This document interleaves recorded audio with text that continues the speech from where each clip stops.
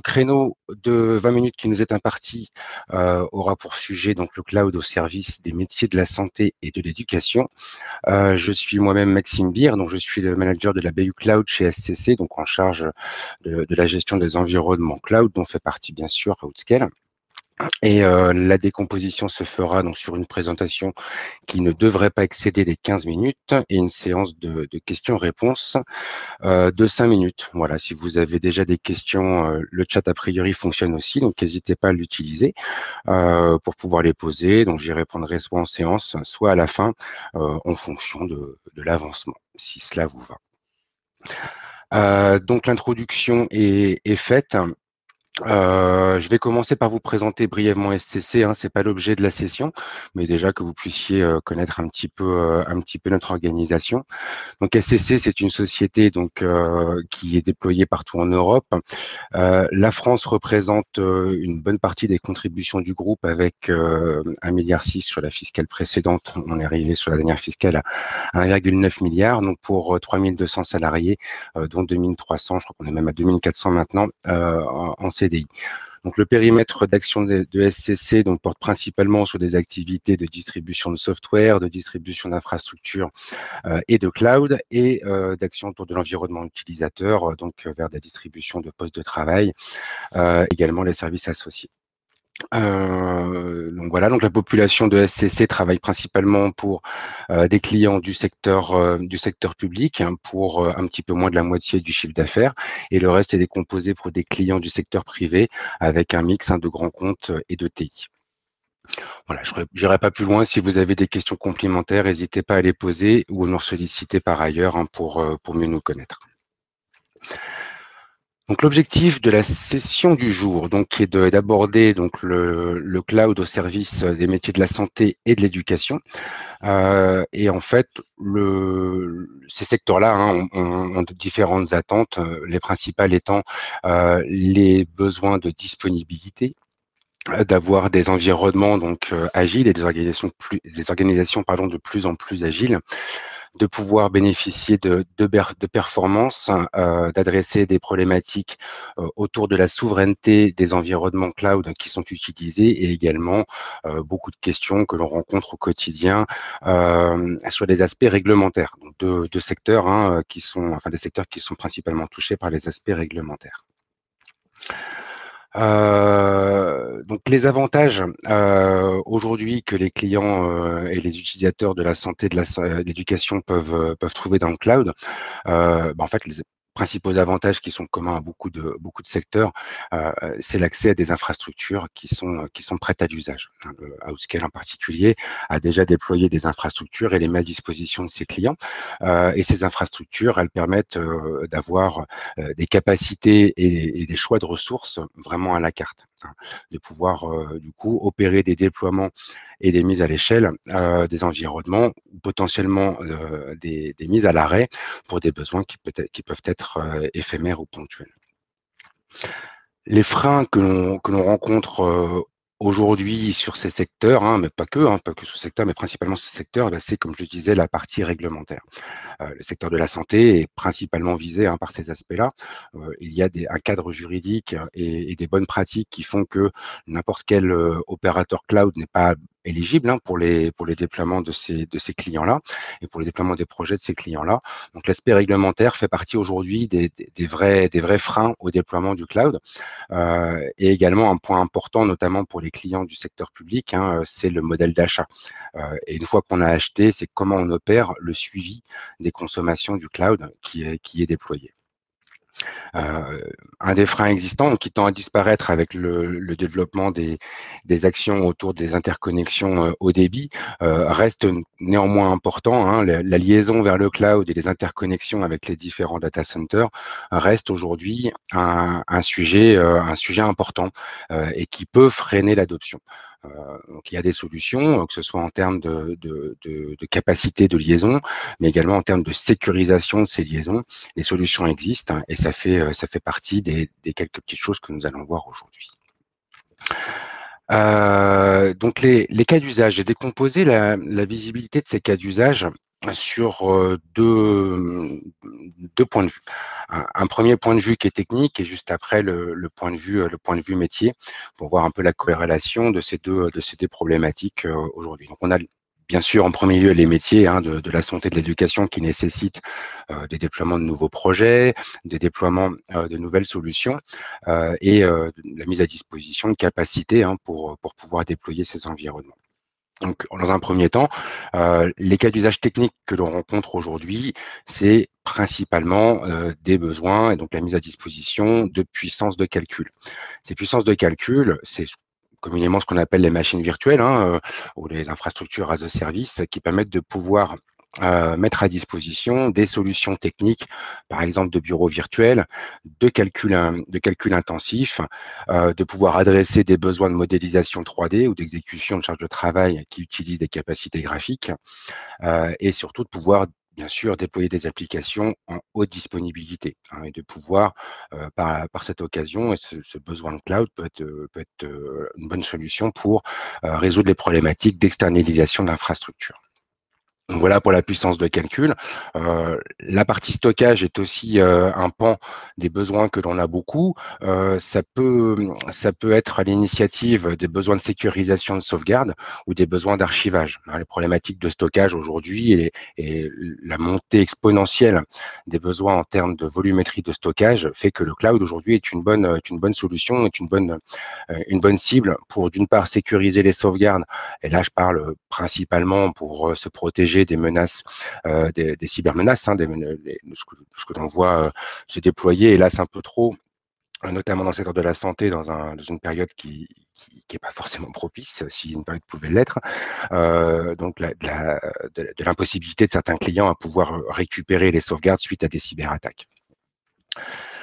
Donc voilà pour les principaux cas d'usage technique. Bien sûr, c'est pas limitatif à travers ces cas d'usage technique. C'était surtout pour mettre en valeur ceux que l'on rencontre le plus souvent dans ces secteurs de la santé et de l'éducation. Donc en termes de retranscription métier, pourquoi aujourd'hui les clients de ces secteurs-là nous sollicitent ça peut être par exemple pour les clients de la santé des besoins de déploiement de dossiers patients informatisés. L'objectif étant de bénéficier d'environnements qui sont certifiés pour l'hébergement de données de santé et qui permettent de pouvoir assurer une haute disponibilité et une sécurité des environnements qui sont déployés. Ce qui est intéressant, c'est qu'on dans le milieu de la santé, enfin sur ces sujets de dossiers patients, ce sont beaucoup des projets qui sont à l'initiative de groupements hospitaliers. Il y a un découpage des différents groupements et hôpitaux en France.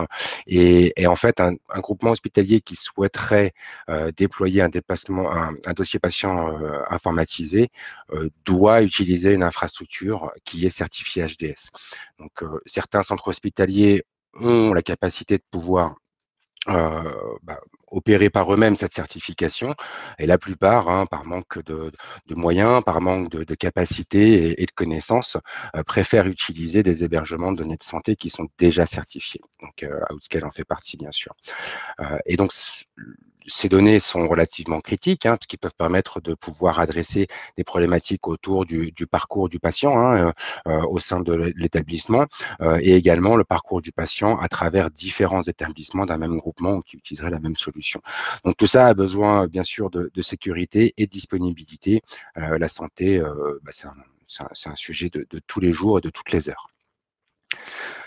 Donc, commun aux deux secteurs et à d'autres secteurs d'activité, les problématiques de télétravail, mais qui a été notamment prégnant sur la partie santé, parce que si dans le secteur de la santé, l'ensemble des équipes soignantes ont aujourd'hui été mobilisées sur le terrain pour pouvoir traverser la crise sanitaire qu'on a vu apparaître, beaucoup de personnel administratif ont eu l'occasion ou voire l'obligation de se mettre en position de télétravail.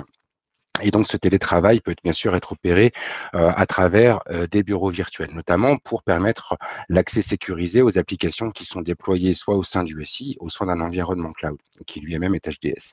Donc, les sujets de télétravail, c'est comment déployer des environnements utilisateurs au sein d'un environnement de cloud public. Et montée, hein, en tout cas des besoins en termes de télétravail, fait que le cloud aujourd'hui est une bonne cible, parce que ça peut être des problématiques très ponctuelles dans la durée. Le cloud, pour, euh, pour enfoncer un peu une porte ouverte, hein, mais c'est vraiment cette consommation à l'usage qui est privilégiée.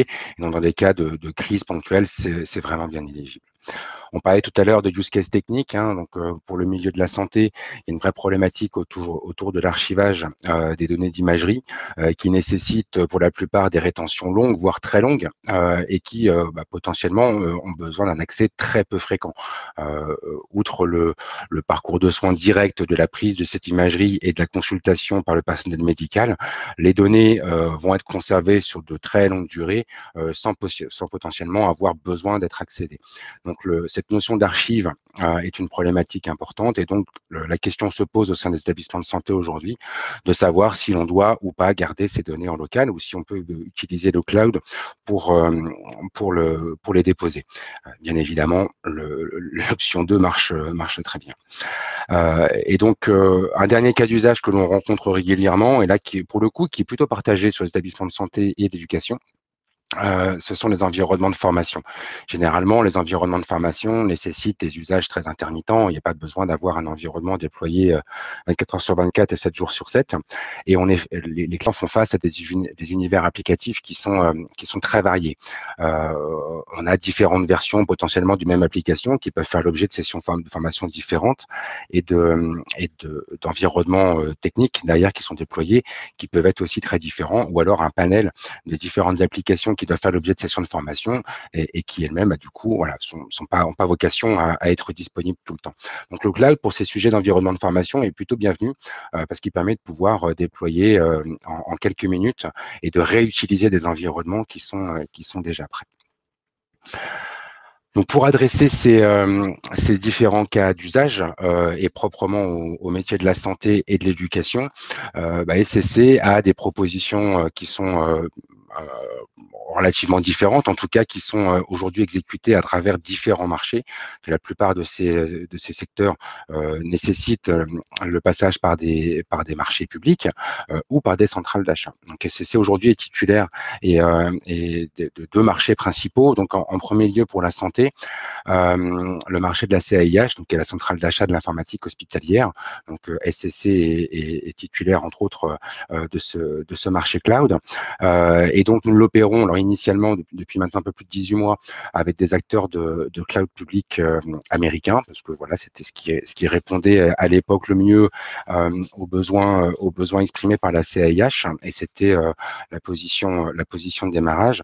On voit aujourd'hui, notamment pour les aspects réglementaires de souveraineté d'hébergement, des besoins de plus en plus importants venir des clients du secteur de la santé. Donc, on a choisi d'intégrer Outscale dans ce marché afin de mettre à disposition des différents bénéficiaires les infrastructures de cloud souverain. Et donc potentiellement aussi, pourquoi pas, des infrastructures qui sont sécurisées et certifiées SecNumCloud. Donc, ce marché intègre par défaut, et ce sera pareil pour celui d'après, hein, je vous ferai juste la petite différence qu'il peut y avoir entre les deux, mais ce marché intègre nativement donc déjà l'ensemble des modalités contractuelles, que ce soit du suivi de la commande et des processus de facturation, et apporte aussi des conditions spécifiques aux adhérents de par le volume d'affaires qui peut être généré par la centrale.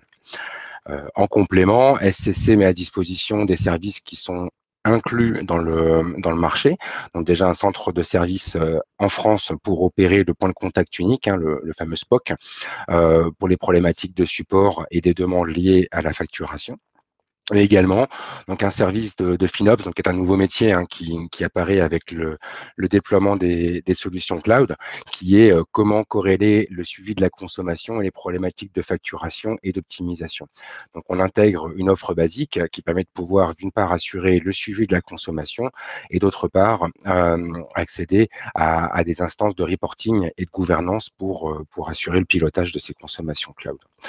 Et on apporte bien sûr, ça c'est le savoir-faire de SCC de manière un peu plus transverse, donc tous les services optionnels qui peuvent être consommés, donc sur les services d'expertise d'hybridation, que ce soit sur des infrastructures on-premise ou cloud, hein, d'où l'aspect hybridation, et également une offre FinOps Premium qui, elle, va inclure des personnalisations un peu plus approfondies quant aux clés de répartition de facturation et des axes d'optimisation quant à la consommation, que ce soit en termes de dimensionnement, que ce soit en termes d'engagement dans la durée et d'engagement contractuel. Et on a également donc une expertise chez SCC au sein de notre centre de compétences propre aux actes d'automatisation du système d'information dans sa globalité, et notamment une solution qui s'appelle Foreni, qui a des connecteurs intégrés pour Outscale pour opérer du déploiement automatisé d'infrastructures as a service à travers le cloud provider qui est Outscale. Donc un autre marché qui lui est déjà en opération, donc oui, pardon, le marché CIH enfin Outscale dans le marché CIH est en cours d'intégration, c'est quasiment une exclusivité, est-ce que ça sera opérationnel dans les jours qui viennent. En complément, donc pour les clients de l'éducation et de la recherche, donc SCC à travers sa filiale Flowline est titulaire d'un marché IaaS+, qui a été géré dans le cadre du marché Ocre. Donc aujourd'hui, on opère quasiment la même chose que les environnements qui sont aujourd'hui déployés à travers la CAIH. Pardon.